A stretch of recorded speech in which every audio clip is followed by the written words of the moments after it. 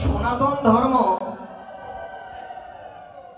এমন ধর্ম যে এই ধর্মে যদি আপনি কোনো বিধি বিধান যদি প্রতিষ্ঠিত করতে চান, তাহলে আপনাকে বেদ প্রমাণ দিতে হবে। এই যে কলিযুগে এত নামযজ্ঞ হয়, এই যে হরিনাম হয়, এই হরিনামের কি বৈদিক প্রমাণ আছে? প্রশ্ন আসতে পারে। তো 4 বেদে এই নামের কথা বলা আছে, সে বিষয়ে আমরা একটু স্মরণ করব। প্রথমে যদি আমরা ঋগ্বেদ যদি স্মরণ করি, তো ঋগ্বেদে বলছেন ওম অমৃতানাং মনামহে চারো দেবাস্য নামা। কোথায় লেখা আছে? ঋগ্বেদ সংহিতা প্রথম মণ্ডল 24 নম্বর সূক্ত, তার প্রথম মন্ত্র। ঋগ্বেদ বলছে নাম করো, হরিনাম করো। এরপরে যান শুক্ল যজুর্বেদে। যজুর্বেদেও বলা আছে ওম পরম নাম তস্মিন হুতম। শুক্ল যজুর্বেদ অধ্যায় নাম্বার 10, মন্ত্র নাম্বার 20। যজুর্বেদও বলছে নাম করো। সামবেদেও বলা আছে, কি বলছেন? ওম সদাতে নামস্বা যশো বিভক্সি। সামবেদ সংহিতা মন্ত্র নাম্বার 1799। সামবেদও বলছে নাম করো। অথর্ববেদেও বলা আছে ওম ভদ্রাম শ্লোকাম শ্রূয়সাম নামানি তে শতক্রতঃ। অথর্ববেদ সংহিতা 20তম কাণ্ডের 2য় সূক্তের 3য় সূক্তের 2য় অনুবাকের 3 নম্বর মন্ত্র। অথর্ববেদ বলছেন নাম করো, অর্থাৎ 4টা বেদে এই হরিনামের কথা আছে। বেদ আমাদের বলছেন যে নাম করো। শুধু কি বেদে আছে? দেখুন, কেউ কেউ বলে যে এই হরিনামের কি কোনো শাস্ত্র প্রমাণ আছে? এই হরিনামটা কোথা থেকে আসলো? দেখুন, আমাদের যে উপনিষদ, এই উপনিষদের একটা উপনিষদ হচ্ছে কলি সন্তরণ উপনিষদ। যেহেতু আলোচনাটা আমাদের তত্ত্বের আলোচনা, এই জন্য কিন্তু অত্যন্ত মনোযোগ দিতে হবে, নাহলে কথাগুলো কিন্তু মাথার উপর দিয়ে চলে যাবে, আমরা বুঝতে পারবো না, কথাগুলোকে ধরতে পারবো না। এজন্য মনোযোগ দিলে আমরা সব বুঝতে পারবো।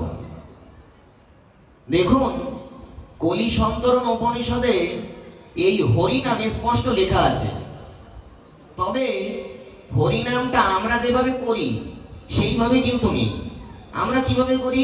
হরে কৃষ্ণ কৃষ্ণ কৃষ্ণ হরে হরে। কিন্তু কলি সন্তরণ উপনিষদে আছে হরে রাম রাম রাম হরে হরে, হরে কৃষ্ণ কৃষ্ণ কৃষ্ণ হরে হরে। অর্থাৎ হরে রাম দিয়ে শুরু হচ্ছে। এখন যদি কেউ প্রশ্ন করে তাহলে বেদে এক প্রকার লেখা আছে, আমরা উল্টো সব করছি, তাহলে এটা কি ভুল?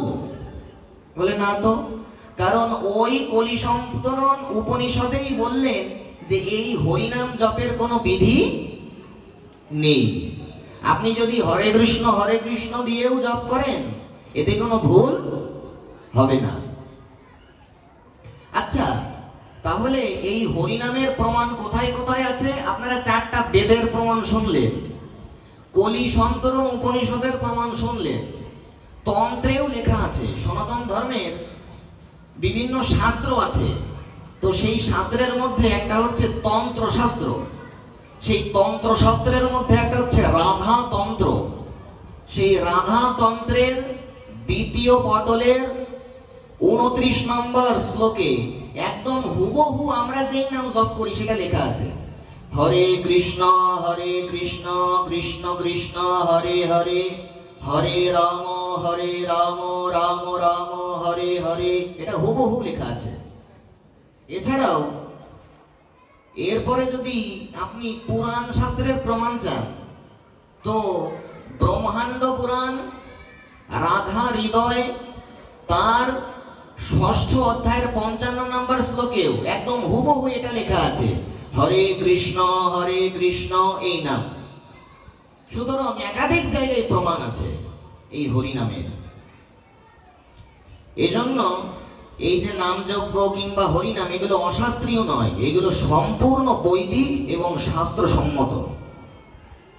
বলিয়ে বেদ মাতা কি, বলিয়ে শব্দ মাতা কি, বলিয়ে গো মাতা কি, বলিয়ে সনাতন ধর্ম কি জয়। তো দেখুন, আমাদের এই যে নাম, এই নাম বিষয়ে তো আমরা কিঞ্চিত বললাম। এই নামের যে মহিমা আপনারা যদি শোনেন, আপনারা সবই জানেন, তারপরেও একটু পুনরস্মরণ দেখুন আমাদের শাস্ত্র কি বলছেন। আমাদের শাস্ত্র বলছেন,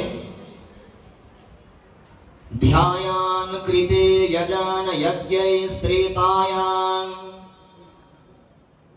দ্বাপরে অর্চয়ন যদাপ্নোতি তদাপ্নোতি কলৌ সংকীর্তকেশবম। কোথায় আছে এই শ্লোক? ব্রহ্মপুরাণ অধ্যায় নাম্বার 230, শ্লোক নাম্বার 60 থেকে 65। এই শ্লোকে কি অর্থ বলছেন? ধ্যায়ন কৃতে, সত্য যুগে মানুষ ধ্যান করে যাবে। তো ত্রেতায়াং, ত্রেতা যুগে মানুষ যজ্ঞ করে যা লাভ করত, দাপর যুগে মানুষ পূজা করে যা লাভ করত, এই কলিযুগে যদি কেউ হরিনাম পরায়ণ হয়, যদি কেউ হরিনাম জপ করেন প্রত্যেক দিন, বললেন ওই সত্য যুগে যেটা ধ্যানের দ্বারা লাভ করা যেত, ত্রেতা যুগে যেটা যজ্ঞের দ্বারা লাভ করা যেত, দাপর যুগে যেটা অর্চনের দ্বারা লাভ করা যেত, এই কলিযুগে কেবলমাত্র হরিনামের দ্বারাই সেটা লাভ করা যায়। শুধু কি তাই?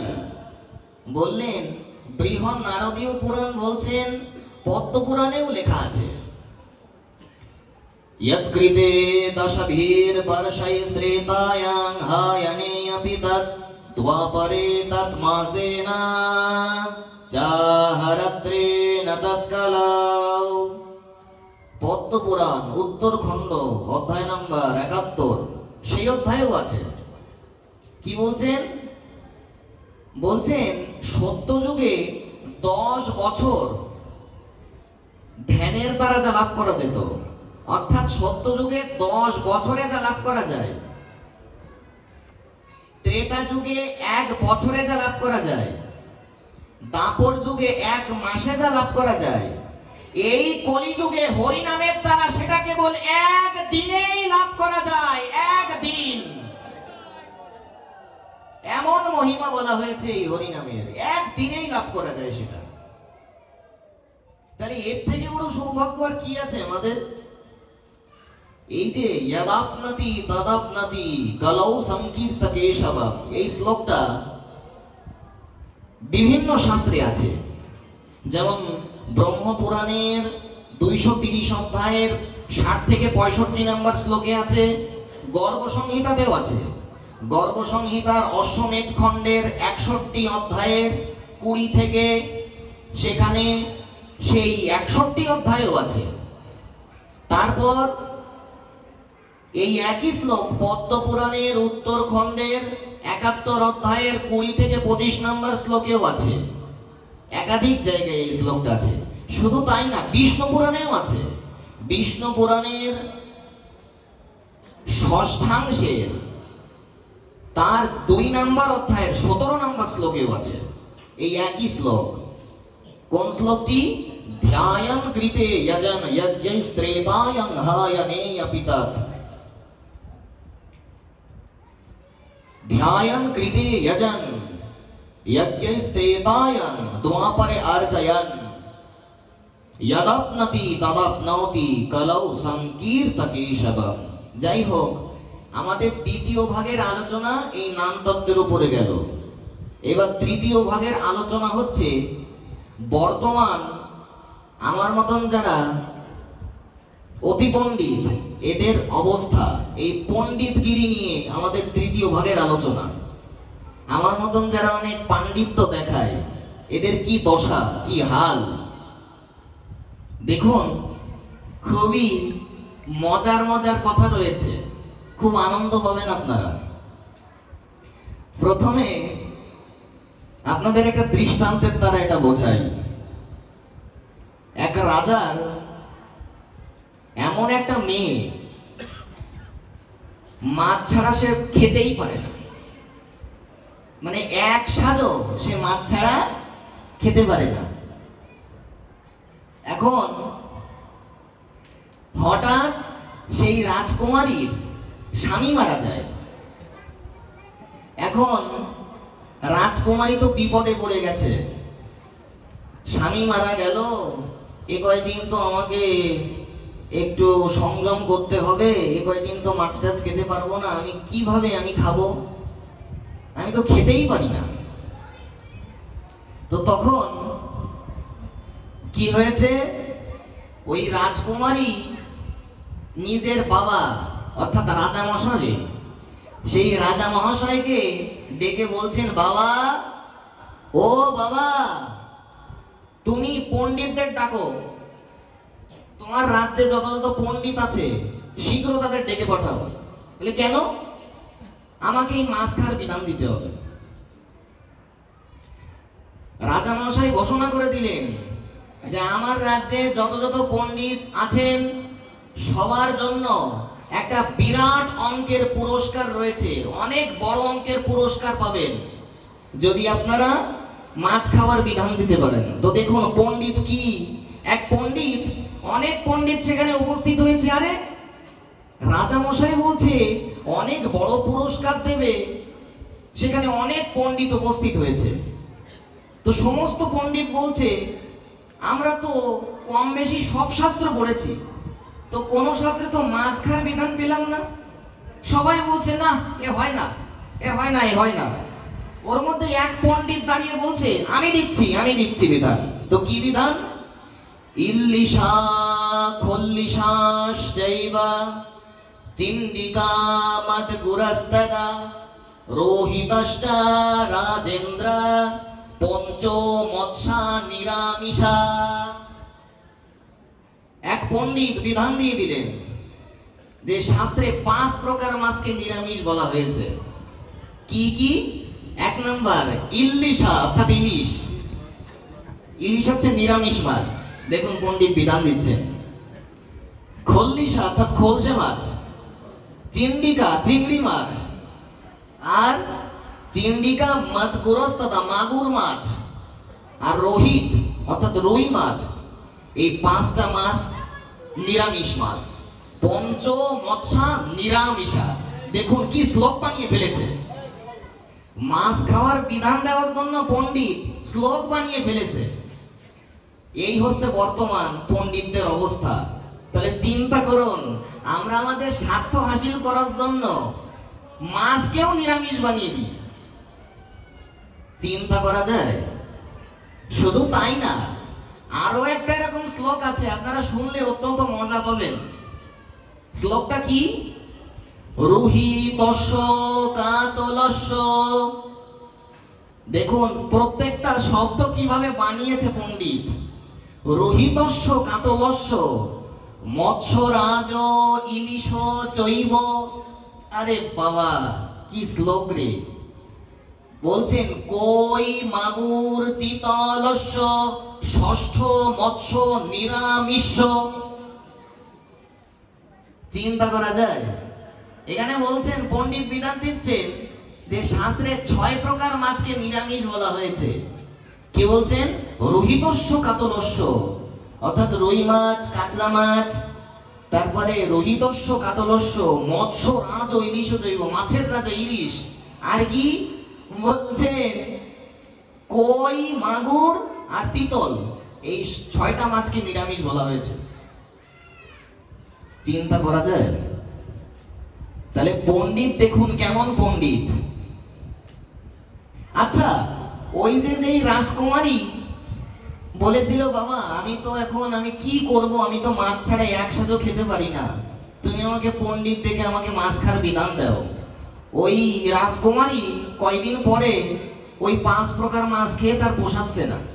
বলে, বাবা 5 প্রকার মাছ তো না, অনেক প্রকার মাছ তো আছে, তো আমার এই 5 প্রকার মাছে হবে না, আমাকে আর যেই বাকিগুলো আছে ওইগুলো আমার খেতে হবে, তুমি আবার পণ্ডিত থাকো। এইবার আবার যখন পণ্ডিত ডেকেছেন, এবার পণ্ডিত বলছেন, আমি বিধান দিচ্ছি মহারাজ। কি বিধান? বার্তাকু সহযোগেনা সর্ব মৎস্য নিরামিষ। অর্থাৎ যদি মাছকে, যে কোনো মাছ যদি একটু বেগুন দিয়ে রান্না করা যায়, ও নিরামিষ হয়ে যাবে। এই হচ্ছে পণ্ডিতের বিধান, এই হচ্ছে বর্তমান পণ্ডিতগিরি। শুধু কি তাই, এরকম অনেক দৃষ্টান্ত আছে, তো আমি কিছু কিছু দিচ্ছি। দেখুন, এক গুরুদেব এবং শিষ্যের সঙ্গে কথোপকথন হচ্ছে। তো সেই গুরুদেবের সঙ্গে যখন শিষ্যের কথা হচ্ছে, তো শিষ্য বলছে, বাবা আচ্ছা ভগবান কোথায় থাকে?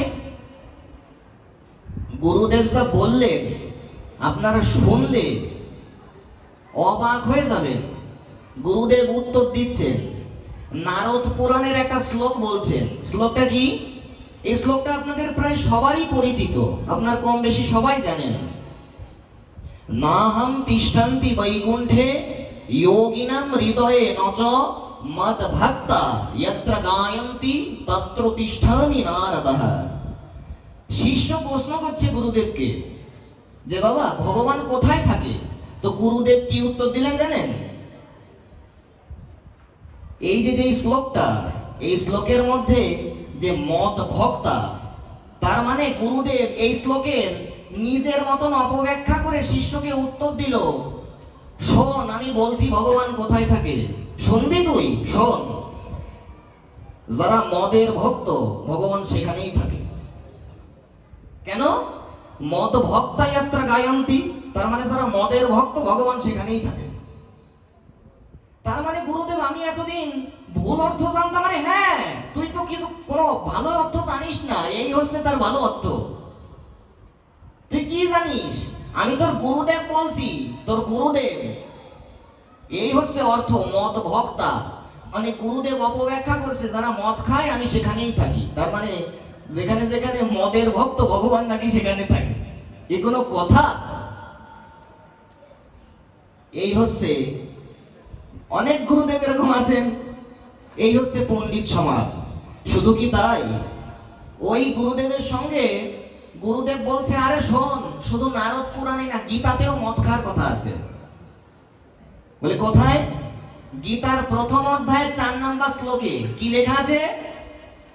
অত্র সুরা মহেশ্বাসা ভীমার্জুনা সমায়ুধি ইয়ুধানা বিরাটশ্চ দ্রৌপদশ্চ মহারথঃ। গুরুদেব বলছে, এই দেখ শ্লোকে এখানে কি বলছেন? অত্র সুরা। এখানে যে মদ খাওয়ার কথা বলছে গীতায়, কত বড় মানে মূর্খতার কোন স্তর, মূর্খতার কোন সীমা চিন্তা করা যায়? গীতা শ্লোককে অপব্যাখ্যা করে নিজের মতন অর্থ বসাচ্ছে সে। অত্র সুরা মহেশ্বসা, হ্যাঁ বেশি বেশি মদ খাও, তাহলে ভগবান খুশি হবে। গুরুদেব এই বলছে শিষ্যকে। শুধু কি তাই, এরকম কত কিছু যে আছে এই বিষয় নিয়ে। দেখুন, এরকম অনেক কিছু আছে। আপনারা কথার দিকে সবারই মনোযোগ আছে, কিন্তু এই কথাগুলো আরো মনোযোগ দিয়ে এবং অত্যন্ত ধ্যান দিয়ে শ্রবণ করুন, তাহলে এই বিষয়টা আমরা ভালোভাবে বুঝতে পারবো। দেখুন, এই যে আমি ব্যাস আসনে বসে পাঠ করছি, বক্তার কি কি যোগ্যতা থাকা লাগে পাঠ করতে গেলে? এই যে ভাগবত আসরে পাঠ করতে গেলে তার কি কি যোগ্যতা লাগে, কি কি বৈশিষ্ট্য লাগে? বললেন যে বাংলা ভাষার ব্যাকরণ যদি কেউ না জানে তার উচ্চারণ শুদ্ধ হয় তো? অশুদ্ধ হয় কিনা? ঠিক তেমনি যারা দেবনাগরী ভাষা জানে না, অর্থাৎ দেবতারা যেই ভাষায় কথা বলে, সংস্কৃত ভাষা, যারা সংস্কৃত ব্যাকরণ জানে না, সেই ব্যাকরণের জ্ঞান যাদের নেই, তাদের উচ্চারণ ভুলভাল হয়ে যাবে। আর যারা প্রচারক, যারা বক্তা হবেন, তাদেরকে অন্তত ব্যাকরণের জ্ঞানটা থাকা আবশ্যক। কেন? কারণ এই যে ইউটিউবে প্রচার হয়, মিডিয়াতে প্রচার হয়, যারা শিক্ষিত লোক এরা যখন শুনবে এ বক্তা বলে কি, এ তো সব উচ্চারণ ভুলভাল করছে, তখন যে সমস্ত ভক্তরা একটু কম বোঝে তারা মনে করবে বাহ, ইনি কি সুন্দর শ্লোক পারেন। কিন্তু একজন শিক্ষিত ব্যক্তির কাছে তিনি কতটা নেমে যাবেন, যে ব্যাস আসনে বসার সাহস কোথা থেকে বেরোবে? এ কোন যোগ্যতায় বক্তা হলো ভাগবত আসরে? এ তো শ্লোকই উচ্চারণ করতে পারে না। দেখুন, একটা অনুভবের কথা, সেটা হচ্ছে কেউ যদি মনে করেন যে শুধু যদি শুদ্ধভাবে শ্লোক উচ্চারণ করি এর দ্বারাই আমি ভগবানকে সন্তুষ্ট করব, অন্যভাবে সন্তুষ্ট করা যাবে না, এটা কিন্তু না। কারণ চৈতন্য ভাগবতে লেখা আছে, কি লেখা আছে? বলে দেখো, মূর্খাম বদাতি বিষ্ণায়াম ধীরো বদাতি বিষ্ণবে দ্বয়রেবা সমম পুণ্যাম ভাবগ্রাহে জনার্দনে। আপনারা যারা একটু কম বেশি অর্জন বোঝেন কিংবা পূজা পাঠ করেছেন, তারা বুঝবেন একজন মূর্খ ব্যক্তি উচ্চারণ করে ওম বিষ্ণায় নমঃ, কিন্তু বিষ্ণায় হয় না, সঠিক উচ্চারণ হচ্ছে ওম বিষ্ণবে নমঃ। তার মানে একজন প্রকৃত পণ্ডিত ব্যক্তি তিনি শুদ্ধ রূপে শ্লোক উচ্চারণ করে যে পুণ্য অর্জন করবেন, আর একজন মূর্খ ভক্ত সে যদি হৃদয়ের আকুলতা, হৃদয়ের অনুরাগ নিয়েও যদি সে ভুলভাল উচ্চারণ করে, এতেও তার কোনো দোষ হবে না, বললেন ওই একই পুণ্য লাভ হয় তার। তবে এর মানে কিন্তু এই না যে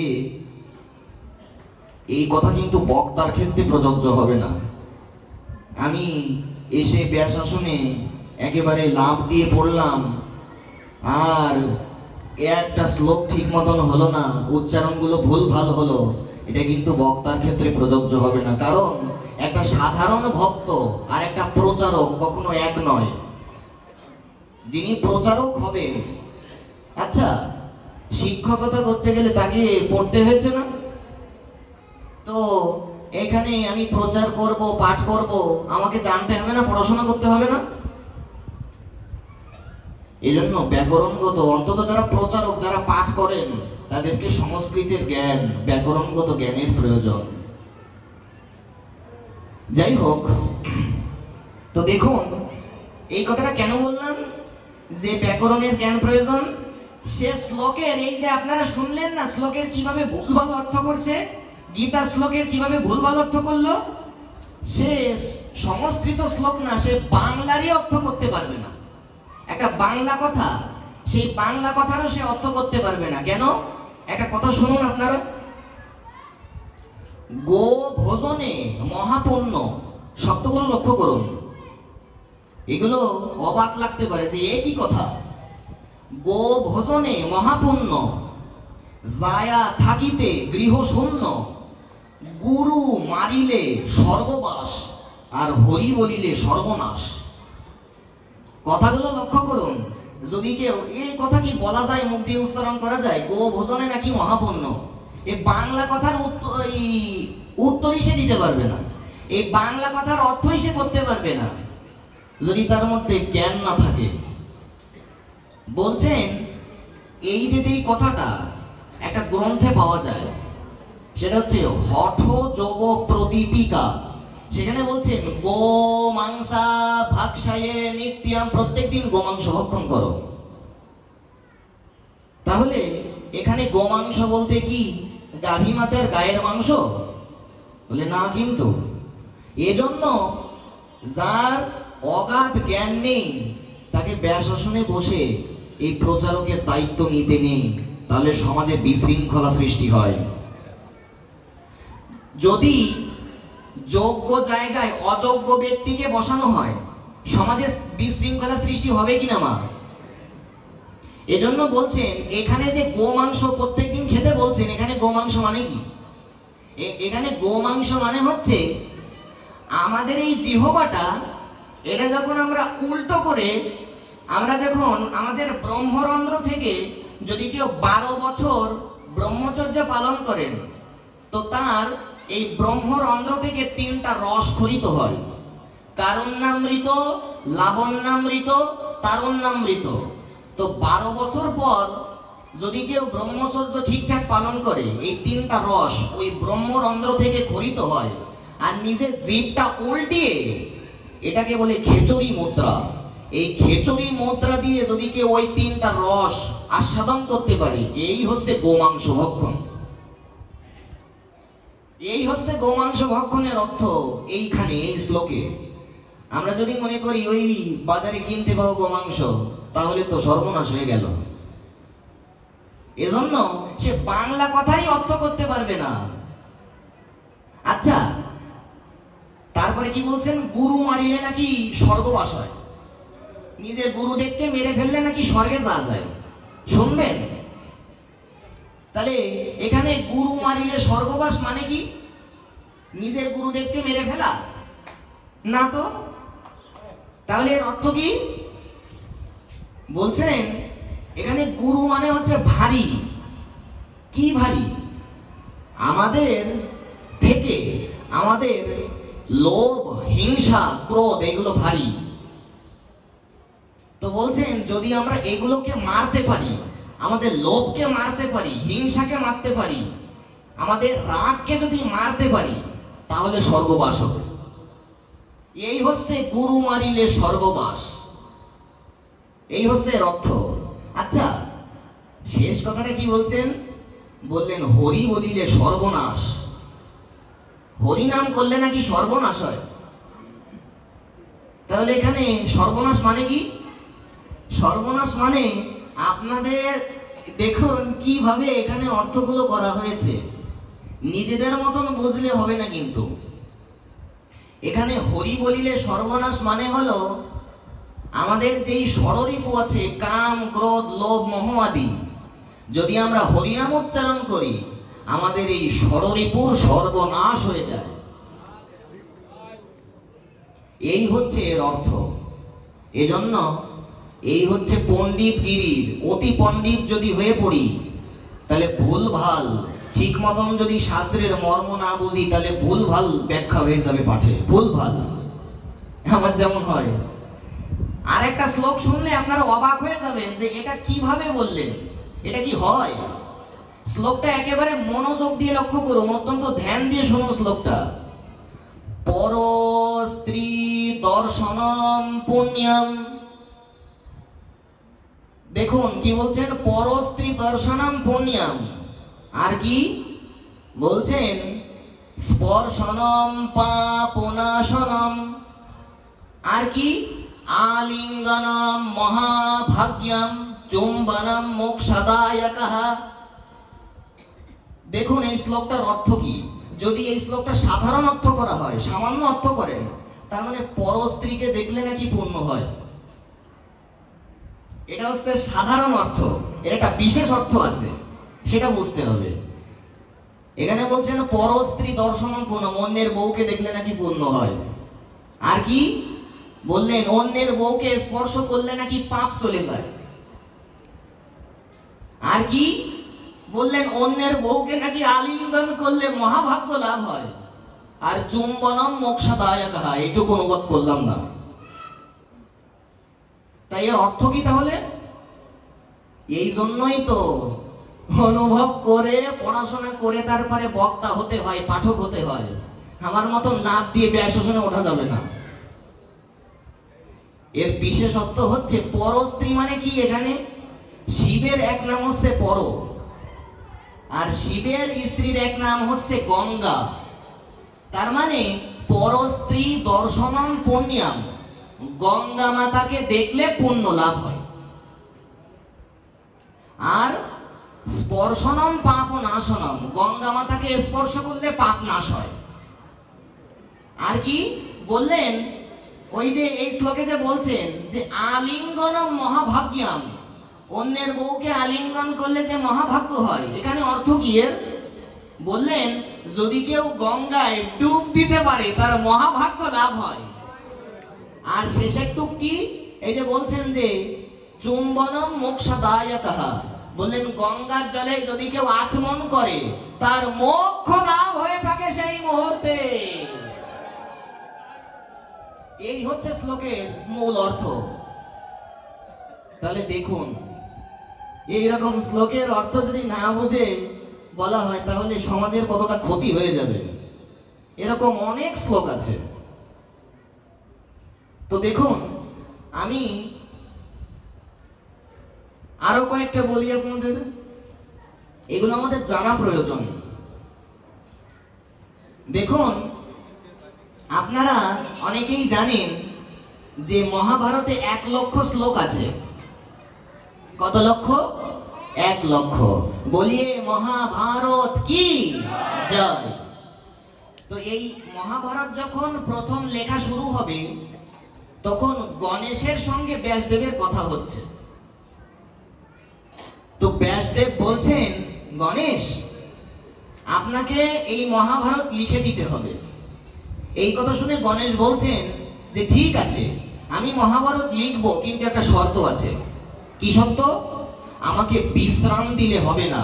মানে আমি অটো লিখতে থাকবো, একটার পর একটা, একটার পর একটা, একটার পর একটা শ্লোক আমি লিখতে থাকবো, আমাকে বিশ্রাম দিলে হবে না।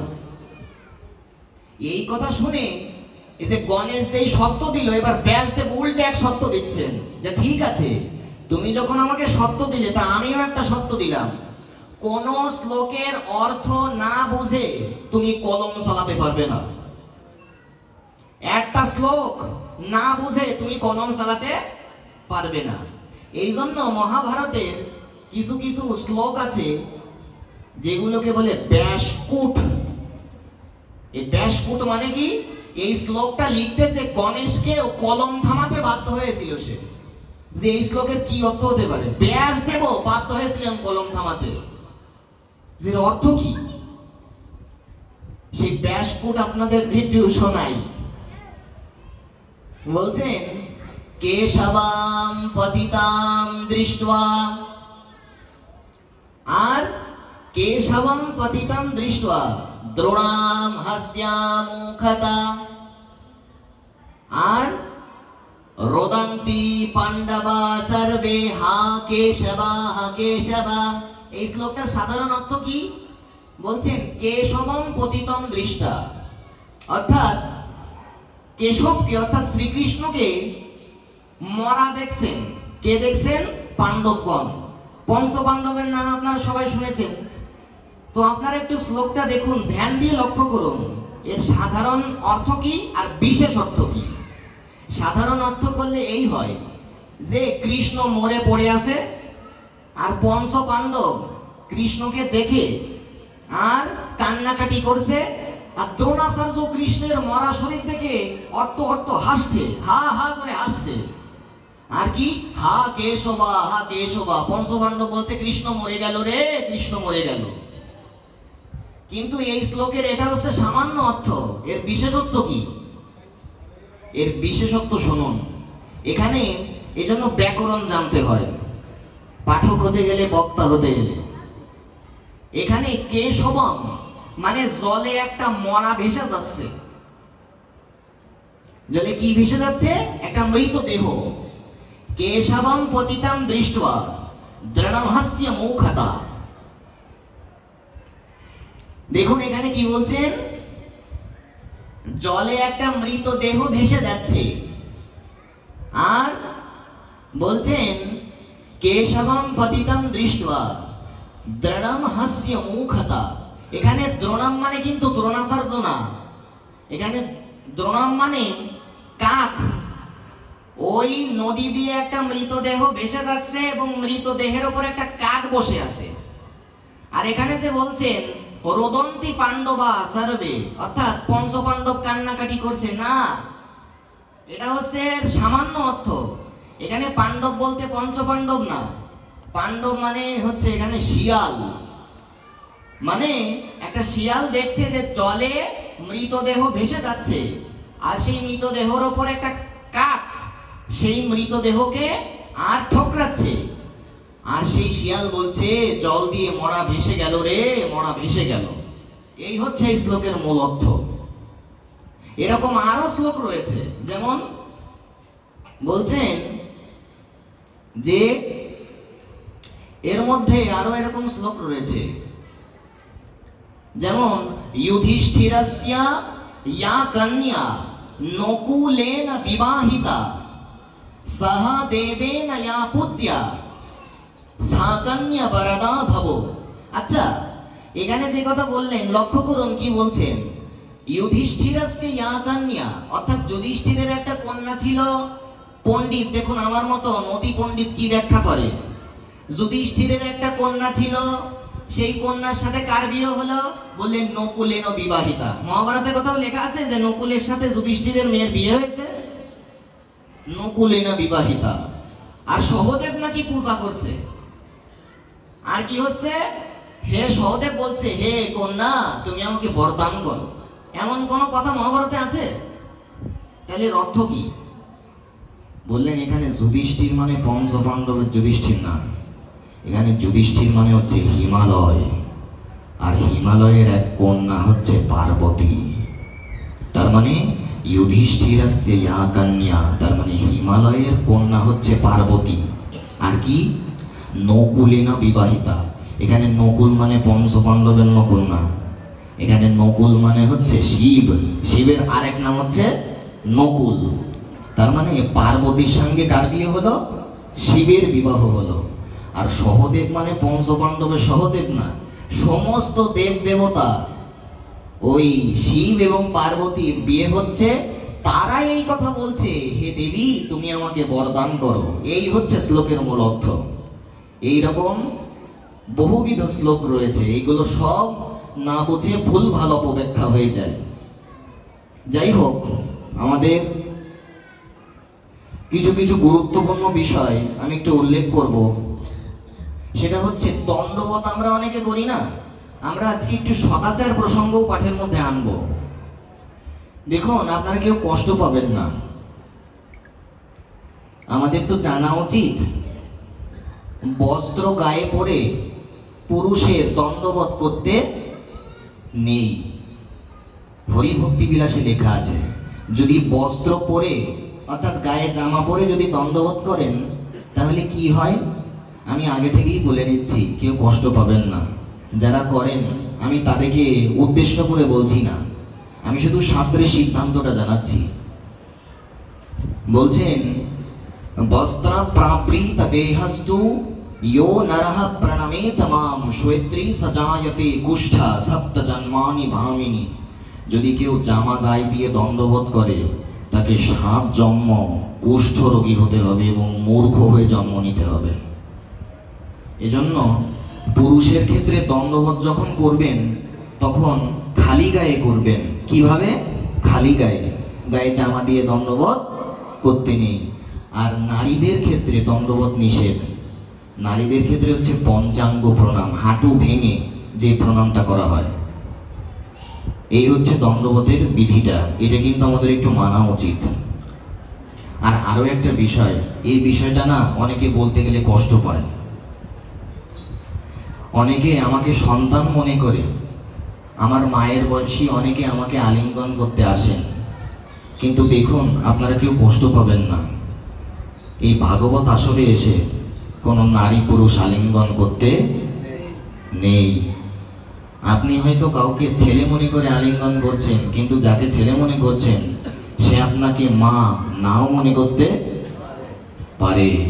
সবার মানসিকতা সমান না। এজন্য দেখুন, এই নিবেদনটা আমি রাখছি, অন্তত ভাগবত আসরে কেউ এরকম অন্তত নারী পুরুষ আলিঙ্গন করবেন না।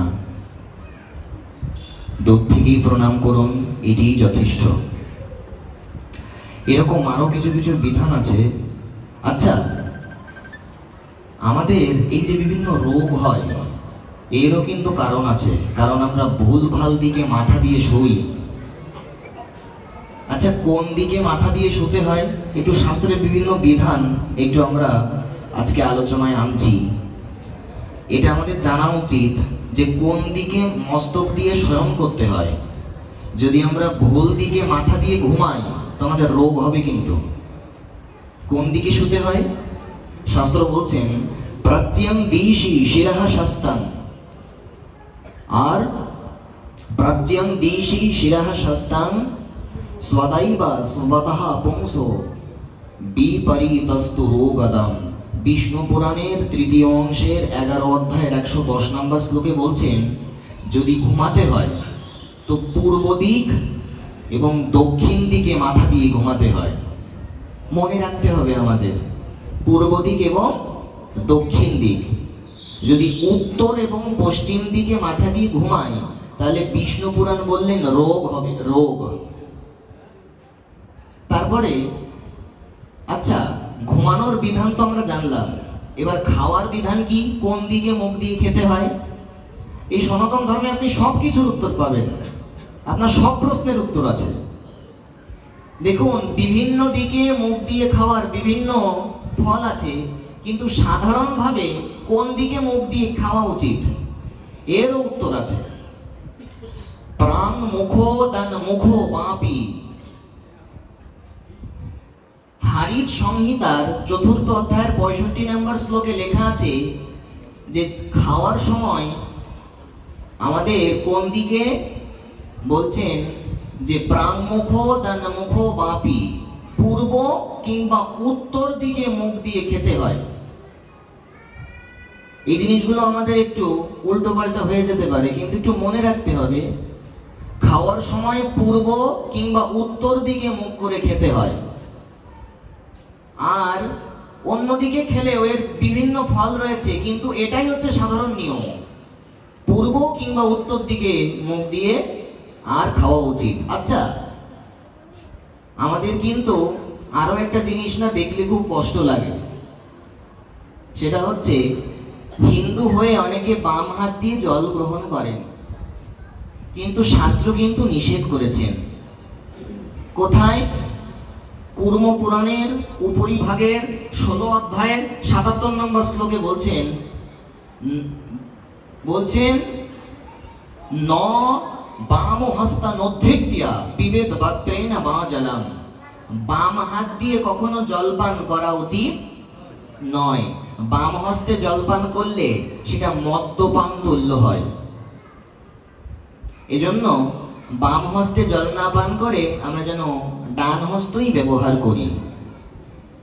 তারপরে এরকম কিছু কিছু বিধান রয়েছে, এগুলো আমাদের একটু মানা উচিত। এবং আজ এখানে দেখছি অনেক ইউটিউবার দাদারা এসেছেন, অনেক মিডিয়ার দাদারা এসেছেন, আমি সবাইকে ঠিক মতন চিনিও না। আমি একটু অনুরোধ করব যে অন্তত আমার সঙ্গে একটু কথা বলবেন, যাতে আমিও একটু আপলোড করলে আমি যদি ভিডিওগুলো একটু পাই। এবং এই যে যারা ইউটিউবার রয়েছেন, যারা মিডিয়ার লোক রয়েছেন, আপনাদের উপর কিন্তু ভগবান অত্যন্ত প্রসন্ন। আপনারা যে ভগবানের কতটা প্রিয় এটার অনুভব করা যাবে না। বলি কেন? কারণ আপনারা যা করছেন এটা শুধু উত্তম না, অত্যুত্তম। কেন?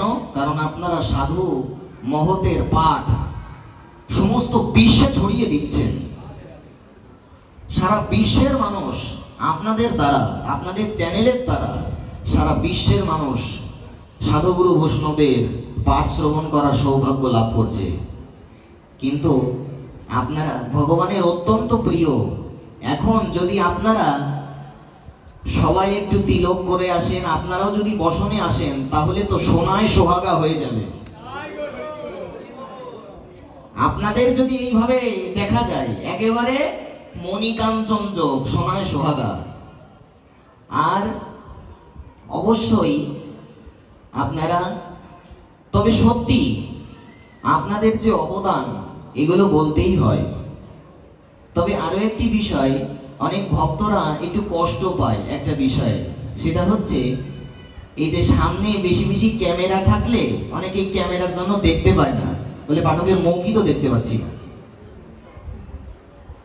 এই জন্য একটু আপনারা এই বিষয়টা একটু খেয়াল রাখলে ভক্তরাও দেখতে পারবে, এই বিষয়টাই একটু নিবেদন রাখছি। তো দেখুন,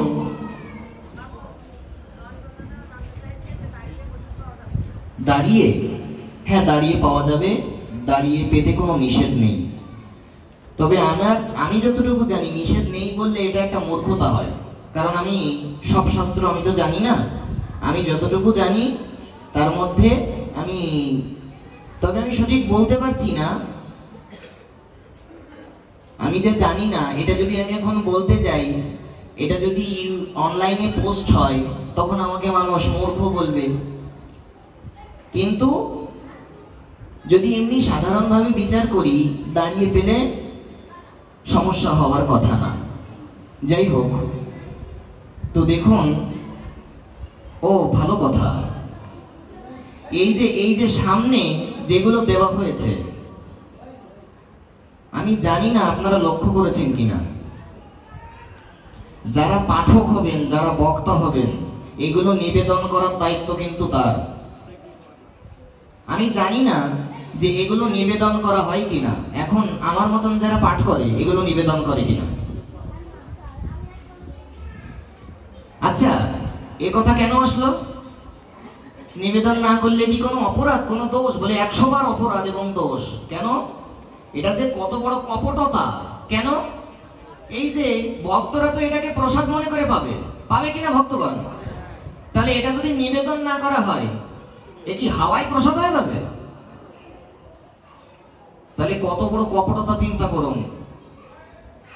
এই জন্য এই দিকে লক্ষ্য করুন ভক্তগণ, এই দিকে ধ্যান দিন। তার মানে আমি একটা আপনাদের নিকট অনুরোধ রাখছি, বিনীত নিবেদন, যারা পাঠ করবেন, যাদের আমি এই নিবেদনটা করছি, এই পাঠক নির্বাচন করাটা বুঝতে হবে আমাদের। কাকে বক্তা হিসেবে নির্বাচন করতে হবে এটা বুঝতে হবে আমাদের। পাঠক হিসেবে আনলাম, অত সোজা নিবেদন করতেই পারে না, কি পাঠ করে সে? এটা কিন্তু কপটতা হয়ে যাবে। এজন্য আমি একটা সবার চরণে আমি ভক্তদেরকে একটু সজাগ হওয়ার জন্য বলছি, যারা পাঠক হিসেবে আসবেন খুব মনোযোগ দিয়ে লক্ষ্য করবেন যে পাঠক এগুলো নিবেদন করে কিনা। আর ভক্তরা বলে যে ভক্তদের জন্য প্রসাদের ব্যবস্থা, তা ওই যে ভক্তদের জন্য বাইরে যেটা রান্না করা হয়, যদি ওইটার মধ্যে প্রসাদ না মেশানো হয়, ওটা কি প্রসাদ হবে? অনেক সময় দেখা যায় বাইরের ওটা সিগারেট বিড়ি খেয়ে রান্না করা হয়, ওটা তো আর ভোগ নিবেদন হবে না। এরপরেও যদি আমরা ওটা প্রসাদই না করে দিই, সমস্ত ভক্ত মনে করছে প্রসাদ পেয়ে আসলাম, আজকে পাঠ সেরে প্রসাদ পেয়ে আসলাম, কিন্তু একজনও প্রসাদ পাইনি, সবাই নিরামিষ খেয়ে চলে এসেছে। এই জন্য যারা এই দায়িত্বে থাকবেন, এবং সমস্ত ভক্তদেরকে আমি একটু সচেতন হওয়ার জন্য বলছি, যারা পাঠ করতে আসবেন এগুলো নিবেদন করে কিনা দেখবেন। এবং যখন সমস্ত ভক্তদের প্রসাদ বিতরণ করা হবে, তাদের ওই খাবারের মধ্যে প্রসাদটা মিশ্রণ করা হয়েছে কিনা, মেশানো হয়েছে কিনা, প্রসাদী করা হয়েছে কিনা, এইগুলো একটু দেখবেন। আর দেখুন, কিছু কিছু জিনিস রয়েছে। আচ্ছা, এই কথাটা কেন বলছি জানেন? আমি পাঠের মধ্যে আমি আগেও বলেছি আর এখনো আমি বলছি যে আমার মতন সাধুর বেশে এখন অনেক রাবণ ঘুরে বেড়াচ্ছে। কেন? সীতা মাতাকে হরণ করতে কি সাধুর বেশে গিয়েছিল নাকি রাবণের বেশে গিয়েছিল? তার মানে এ জগতে সবাই সাধুর প্রতি দুর্বল। আমার মতন অনেকে সাধু সেজেছে বটে, কিন্তু ওই যে রাবণ সাধু সাজার উদ্দেশ্য কি? বললেন পরস্ত্রীকে হরণ করা। আমার মতন এরকম অনেকেই আছে, সাধু সেজেছে বটে, কিন্তু রাবণের চরিত্র, রাবণের স্বভাব সবসময় পরস্ত্রীর দিকে লক্ষ্য, পরস্ত্রীর প্রতি আসক্তি। আর বললেন অর্থের প্রতি আসক্তি। ও অর্থের কথা বললে একটা কথা যদি আমি না বলি, এটা আমার বলতে আমি বাধ্য হলাম। এই যে রায়জোর, পশ্চিম রাজোর কুন্ডুপাড়া, এই পশ্চিম রাজোরে এক জায়গায়, সম্ভব আমি জায়গাটার নাম উল্লেখ করছি না, ওখান থেকে আমি নিজের, আমি তো টাকা পয়সা অর্জন করি না, আমার মা বাবা গাড়ির থেকে 10,000 টাকা গাড়ি ভাড়া দিয়ে ওইখান থেকে আমরা চলে এসেছি। অথচ যারা আমাকে হরিকথার জন্য নিমন্ত্রণ করেছে, অন্তত গাড়ি ভাড়া পর্যন্ত তারা দেয়নি। এখন মানুষ মনে করতে পারে যে সৌম্য কত বড় রাজার ছেলে, এটা কেমন ব্যবহার একটু চিন্তা করুন তো। আমার ঠাকুর দাদা মারা গিয়েছিলেন, এজন্য হঠাৎ করেই আমাদেরকে পাঠ বন্ধ করে চলে আসতে হয়। যাদের ওখানে পাঠে গিয়েছিলাম তারা একবার ফোন করেনি পর্যন্ত যে কি অবস্থা, আপনারা ঠিক মতন পৌঁছেছেন কিনা, কিংবা আপনাদের তো গাড়ি ভাড়াটা দিতে পারেনি, আপনাদের বিকাশের মাধ্যমে টাকাটা হোক, যে কোনো ভাবে হোক টাকাটা পাঠিয়ে দেব। তারা যোগাযোগ পর্যন্ত করেনি।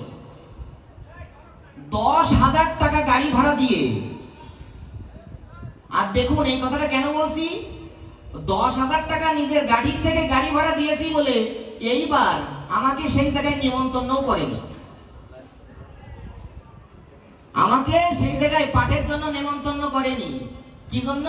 আমি গাড়ির থেকে 10,000 টাকা দিয়েছি, এটাই হচ্ছে আমার সব থেকে বড় দোষ। আমি যদি আদায় করে নিয়ে আসতাম,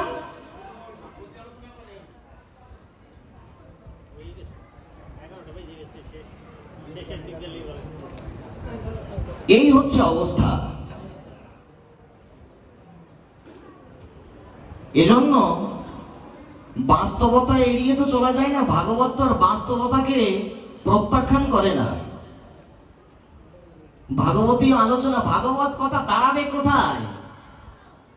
যদি কাণ্ড জ্ঞানী না খোলে তা ভাগবত কথা দাঁড়াবে কোথায়? আমাদের যদি,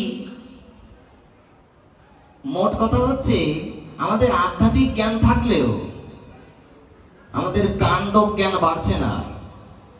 এই হচ্ছে এই জন্য এই প্রকার কথা যে ভাগবত আলোচনা করেন।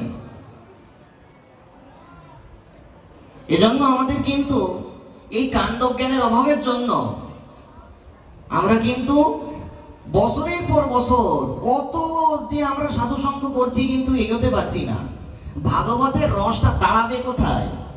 যদি পাত্র ছিদ্র হয়, ভাগবত কথাটা দাঁড়াবে কোথায়? এজন্য তাহলে চিন্তা করা যায়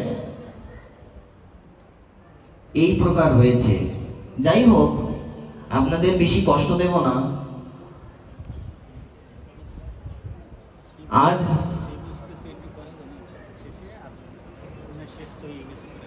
না, এখনই বিশ্রাম দিয়ে দেব, ভক্তদের কষ্ট হচ্ছে। আজ না দাদা, তো আমাদের পাঠের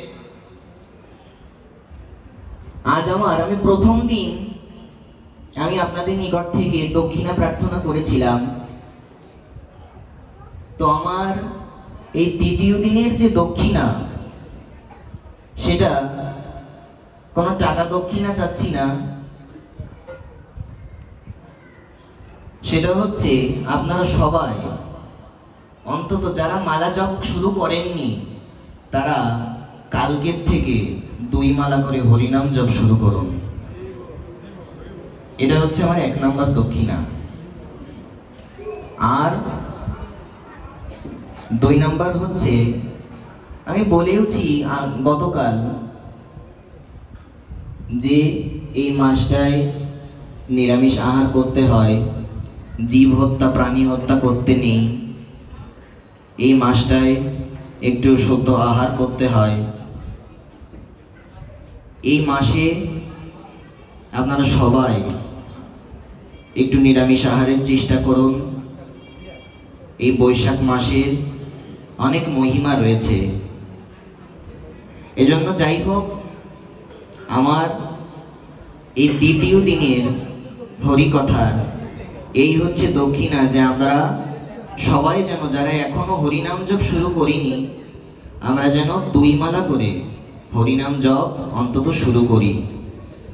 আর যারা জপ করেন তারা আমরা যেন একটু বেশি করার চেষ্টা করি। তো ভক্তগণ, এতক্ষণ অবধি যারা আপনারা এতটা মনোযোগ দিয়ে শুনলেন, আমি একটু মিডিয়ার দাদাদেরও একটু বলবো যে আমাকে যেন একটু দয়া করে একটু পরিচয়টা দিয়ে যান, আমাকে যেন একটু কথা বলে যান আমার সঙ্গে। এই কথা বলছি, এবং যারা এতটা সময় আমাকে দিলেন, আমাকে সেবার সুযোগ দিলেন, যদি শাস্ত্রের কথায় আপনারা কেউ কষ্ট পান, যদি শাস্ত্রের কথায় আপনারা কেউ ব্যথা পান, তো আমাকে ক্ষমা করে দেবেন। আমি সবার চরণে ক্ষমা প্রার্থনা করছি, সবার চরণে কোটি কোটি দণ্ডবত প্রার্থনা, কোটি কোটি দণ্ডবত প্রণাম জ্ঞাপন করে আজকের মতন আমাদের হরিকথার এইখানেই দেওয়া হলো। তবে বিশ্রাম দেওয়ার আগে আপনারা তো জানেনই যে কালকে অর্থাৎ আগামীকাল আমারই কাকা মহাশয়, প্রাতঃস্মরণীয় বিল্লমঙ্গল কাকা, আজ তারও অবদান আমার জীবনে অনেক। তার যদি আশীর্বাদ না হতো, আজকে আপনাদের মতন ভক্তদের সামনে কিছু বলার সুযোগই পেতাম না। আপনারা অবশ্যই আসবেন এবং আপনারা সকলেই চরণ ধুলি দিয়ে কৃতার্থ করবেন। আজকের মতন হরিকথার এখানেই দেওয়া হলো বিশ্রাম। ভক্তগণ, আপনারা উঠবেন না, আমরা একটু পাঠের শেষ কীর্তনটা করব এবং আমরা সবাই একটু আনন্দ করব। আপনারা সবাই একটু কীর্তন করবেন, আপনারা উঠে যাবেন না ভক্তগণ। এবং ভক্তদের জন্য, সবার জন্য প্রসাদের ব্যবস্থা আছে, আপনারা সবাই প্রসাদ পেয়েই যাবেন, প্রসাদ না পেয়ে যাবেন না।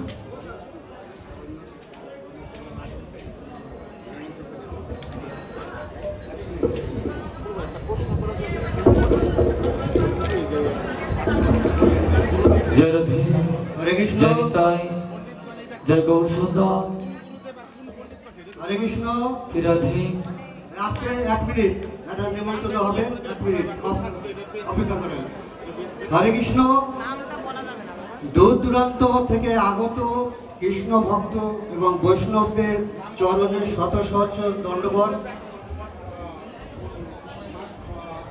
এই বৈশাখ মাস আমাদের এই পূর্ব সর্বমূল বার্ষিক অনুষ্ঠান প্রত্যেক বছরই হয় এবং এবারও চলমান অবস্থায়, এই চলমান অবস্থায় 7 দিন ভাগবত, 5 দিন নামযজ্ঞ এবং 1 দিন অষ্টকালের মধ্য দিয়ে এই অনুষ্ঠান অতিবাহিত হবে। হরে কৃষ্ণ। আজকে 5ম দিন আপনারা ভাগবত অনুষ্ঠান শ্রবণ করলেন এবং আগামীকাল 6ষ্ঠ দিনে আপনাদেরকে অনুষ্ঠানমালা আমি জানিয়ে দিচ্ছি। আগামীকাল 2টা অনুষ্ঠান এই জায়গায় অনুষ্ঠিত হবে। সন্ধ্যা 7টা হইতে গীতার সম্বন্ধে আলোচনা এবং গীতা যাতে ভুল ব্যাখ্যা না হয়, গুরু যে আজকে পাঠ করেছেন যে গীতাকে কিভাবে ভুল ব্যাখ্যা করে এবং এটা গীতা আমরা মর্মস্পর্শী হই না এবং সঠিকভাবে বুঝতে পারি না। তাই এই উপলক্ষে আগামীকাল সন্ধ্যা 7টা হইতে 8টা এবং ভাগবত পাঠের আগ পর্যন্ত গীতা সম্বন্ধে আলোচনা হবে। এই আলোচনা করবেন মাদারপুর থেকে আগত সরকারি কর্মকর্তা বিমল বিশ্বাস। মাদারপুর থেকে আগত সরকারি কর্মকর্তা বিমল বিশ্বাস তার মুখে গীতার অমৃতবাণী শ্রবণ করবেন। আর এই গীতাকে ধর্ম মন্ত্রণালয় খুব প্রাধান্য দিয়েছেন এবং বিভিন্ন জায়গায় এই গীতা স্কুল প্রতিষ্ঠিত করেছেন এবং কিভাবে সঠিকভাবে গীতাকে শিক্ষা দেওয়া যায়, জানা যায়, বোঝা যায়, এই জন্য সরকার অনেক টাকা ব্যয় করেন এবং মন্দির ভিত্তিক স্কুল প্রতিষ্ঠা করেছেন সরকার, ধর্ম মন্ত্রণালয়। সেই এই মন্দিরও ওই মন্দির ভিত্তিক স্কুল আছে। হরে কৃষ্ণ। আপনারা আগামীকাল 7টার মধ্যে চলে আসবেন। 7টা হইতে 8টা পর্যন্ত গীতা আলোচনা হবে। তারপরে বিল্লমঙ্গল গোস্বামীর ভাগবত আপনার শ্রবণ করে নিজেকে ধন্য করবেন। অনেক জয় রাধে, জয় গৌর সুন্দর, জয় রাধে। জয় নিতাই, জয় রাধে, জয় রাধে, মৃদঙ্গটা চেক করে জয় নাও। নিতাই।